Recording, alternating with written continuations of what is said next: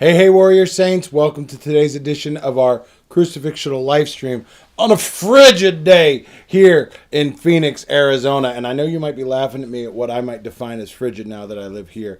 But the reality is, it's cold out, all right? Don't judge us. Cold is relative. If you're used to 3-degree weather, then 3-degree weather is cold. But if you're not used to that, then 50-degree weather is cold, and that's what we deal with here in Phoenix.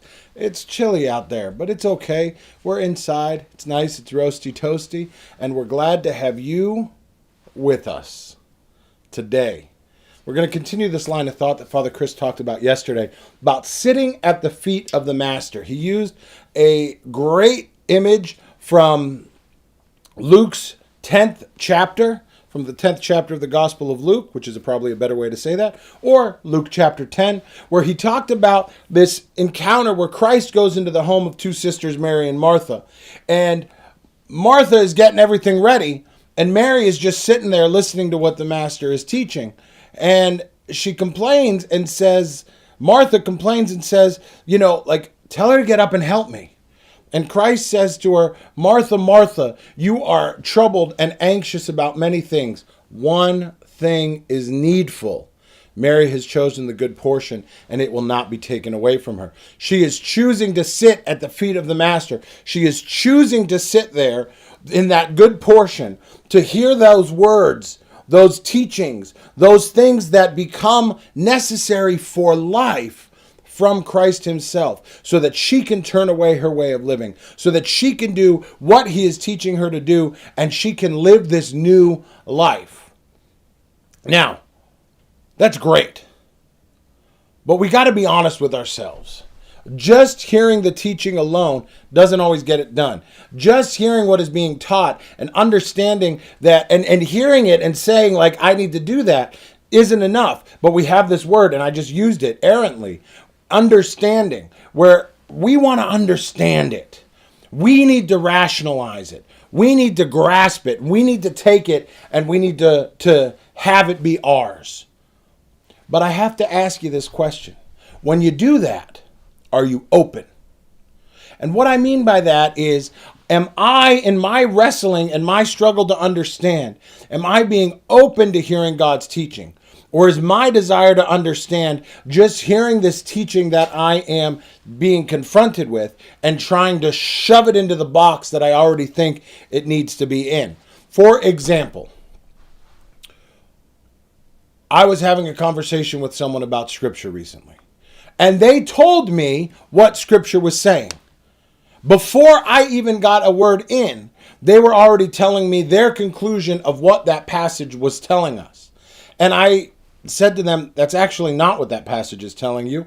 And let me explain why. First off, you're reading it literally. Second off, there's all of this historical background that's going on. Thirdly, there's all of these other things. And there's other parts of the chapter that are going into it that you have to understand where it's going to and what audience it's being written for, and all of these things that feed into how we can interpret that and how we do interpret that and how the church teaches us to interpret that. And they told me, no, I think you're wrong. It needs to be blah, blah, blah, blah, blah. And I realized very quickly, they are not open. They are not open to hearing. They are not striving to be transformed by the renewal of their mind, as we hear from Romans chapter 2:12, right? Do not be conformed to this world, but be transformed by the renewal of your mind. They are not working on that. They don't want to transform their mind. They want to transform the gospel and the teachings to what is in their minds. And when we do that, we go down this dangerous rabbit hole where we then become the reference. We then become the one who is the determining factor as to what is God's, and what God is trying to teach us. And we lose sight of the actual teaching.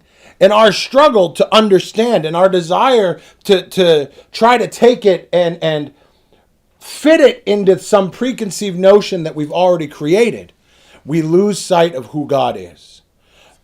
The biggest issue that we confront when doing this is when we live inside this vacuum. When we live inside a vacuum where all we're doing is struggling with these things by ourselves. We're reading Scripture alone, and we're not looking for anyone to help us understand it. The reality is, reading Scripture can be difficult, can be difficult to hear these teachings, and sometimes we need a little bit of help. And that's precisely where we come in with the Way of the Warrior Saint. The Warrior Saints movement is here to help you understand what is going on, to hear these teachings, and to put them into a practical, relevant context for your day-to-day life, so that you can follow what we are developing into a 6-step process. And you can follow this 6-step process, and you can succeed in life. You can become what God has created you to be. You can become the exceptional human being that God has made you to be. So if you want to do that, come along with us. Join us. Visit us at warriorsaints.org. Subscribe to the Way of the Warrior Saint. Get on this path so that you are not struggling to fight these fights alone. You are not struggling to do this within a vacuum. And you are not just rationalizing Scripture and shoving it into the box that fits what you want it to fit, but are actually allowing Scripture to be opened unto you, and so that you might follow it. Until we see you tomorrow, keep walking on the Way of the Warrior Saint.